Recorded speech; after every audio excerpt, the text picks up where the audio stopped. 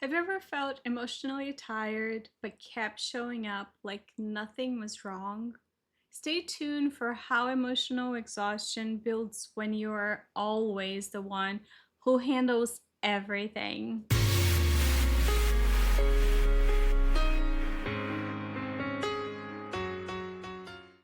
Welcome back to the Resilient MD, the podcast and YouTube channel where we have honest conversations about medicine, burnout, resilience, and how to care for others without losing ourselves in the process.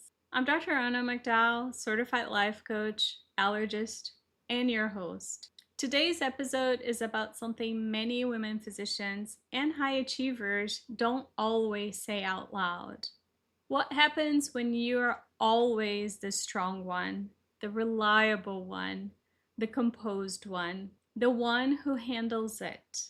For many high achieving women, strength is not just something you demonstrate, it becomes part of your identity. You are the one people rely on, the one who figures things out, the one who doesn't fall apart when things get difficult. In medicine, this is reinforced constantly. You are expected to stay calm under pressure, make decisions quickly, carry responsibility without hesitation. And over time, this becomes second nature. You don't even question it anymore. You just handle it. But there is a cost to always being the strong one. Not always visible, not always acknowledged, but it is felt. It is the emotional weight of holding everything together, being the one others turn to, managing your own reactions while supporting everyone else's. It's the moments where you're tired, but you keep going. You are overwhelmed, but you stay composed. Something affects you, but you move past quickly. This is what we might call the invisible emotional tax. It doesn't show up on your schedule, but it accumulates over time. At some point, strength stops being a choice, it becomes a default. You don't ask, how do I feel about this? You ask, what needs to be done? You don't pause to process, you move forward. And while this makes you incredibly capable, it can also make it difficult to recognize when something is no longer sustainable. Because you're so used to carrying things well, you don't always notice how heavy they've become. There is often a quiet moment where something shifts. It's not dramatic, not visible to others, but internally you begin to feel, I don't want to carry this same way anymore. Not because you're incapable, not because you failed, but because you're tired. Tired of always being composed. Tired of always being the one who adjusts. Tired of holding everything without space for yourself.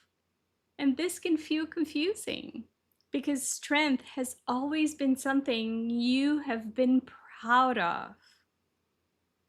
Before we move on, I want to pause for a moment. I'm curious, have you been feeling exhausted, discouraged, or frustrated and not quite sure why? Are you quietly wondering if this is just how life in medicine has to be? Well, I see you. You don't have to give up on yourself or your dreams. And the good news is that you don't have to figure it all out alone.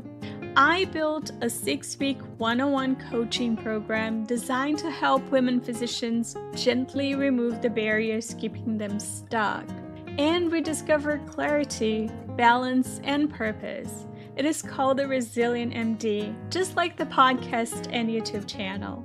If you're ready, you can begin today. Schedule your free clarity call. The link is in the show's notes. Now, letting go of being the strong one, even partially, can feel uncomfortable Because you may wonder, if I'm not the one who handles everything, who am I? Will people will still rely on me? Will I still feel competent? There can also be fear that allowing yourself to feel more means losing control. But what's actually happening is not loss of strength, it's expansion. You are allowing yourself to be capable and human, reliable and honest, strong and aware of your limits. This is where awareness deepens, not in a dramatic way, but in a simple, honest recognition. This feels heavy. Not, I should be able to handle this. Not, this is just part of the job. Just, this is a lot. And allowing that to be true. Because as long as everything is framed as manageable, you don't give yourself permission to notice the cost. Awareness begins the moment you stop proving that you can carry it and start acknowledging what it weighs. Now, there's an important distinction here. Recognizing that something is heavy does not mean you have to drop everything immediately. It doesn't mean making drastic changes. It simply means you're no longer carrying it unconsciously. You are now aware. And that awareness changes your relationship to it. Because once you see it clearly, you can begin slowly and intentionally to adjust how you hold it.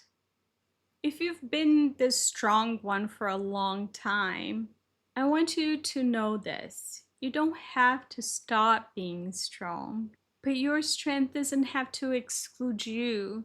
You are allowed to notice when something feels heavy. You are allowed to admit when something is no longer sustainable. You are allowed to carry your life in a different way. And in this season of awareness, we're not forcing changes. We are simply telling the truth. Remember, my wings grow when I listen. If this episode resonates with you, share it with another woman, physician, or high achiever who is always the one who handles it. Next week, we will explore how to identify negative feelings as information, not weakness. Make sure to subscribe so you don't miss future episodes. Before you go, here's something just for you. Want to reclaim up to 10 hours a week without the overwhelm? Grab the free guide that complements the time management series. It is designed to help you simplify, streamline, and thrive.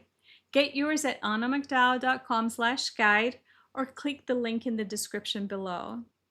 If this episode gave you something valuable, would you share the love? A quick 5-star review on Apple Podcasts or your favorite platform and a like on YouTube helps spread the word and keeps the content coming your way.